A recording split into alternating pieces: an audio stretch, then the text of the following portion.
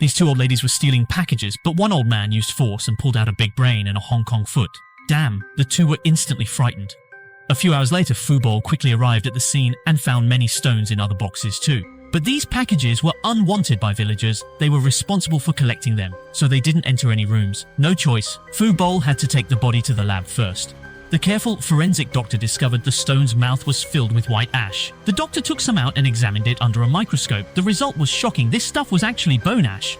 The doctor also detected large amounts of alcohol and sedatives in the body. It seems the victim was already in a coma before death. The killer then forcibly poured ashes into his mouth due to the gag reflex. The victim involuntarily opened his esophagus, allowing ashes to enter the throat, causing the man to suffocate to death. They filtered the ashes with a strainer, successfully finding an intact tooth through DNA testing. They learned it belonged to the victim's ex-wife. They went to investigate the victim's home, saw sleeping pills on the table and found lots of ashes on the bed too, it seems. This should be the crime scene. The two used ultraviolet light following traces to the bathtub, took out a cotton swab, swabbed the steel wall in the tub, then spread liquid on the floor, detecting a large amount of blood. Looks like the man was killed in the tub.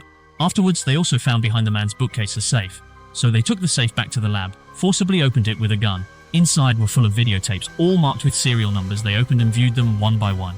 Each videotape was an introduction video of a woman, as if the man was choosing concubines. The careful Fubol noticed. Among the 30 videotapes, number 15 was oddly missing. They went to the video company, found the person in charge. Through a copy of tape 15, they discovered number 15 was actually the victim's girlfriend, Weiner. At this time, they noticed Weiner's guitar had metal strings, and the jade she hugged matched Weiner's household registration. They found Weiner's guitar missing 4 strings.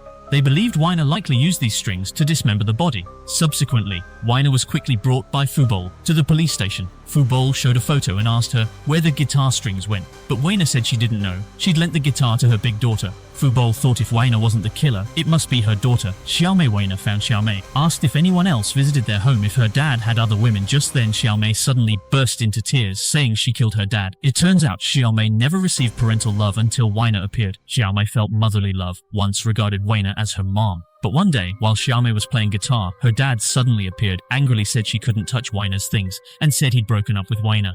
In that moment, Xiaomei lost her mind. She drugged her dad, tied him to the bed, and killed him. Finally, in the bathtub, used guitar strings to dismember him. This outcome surprised even Fubol. Unexpected. A 12-year-old girl could be so ruthless. 77 film brings you into movie life.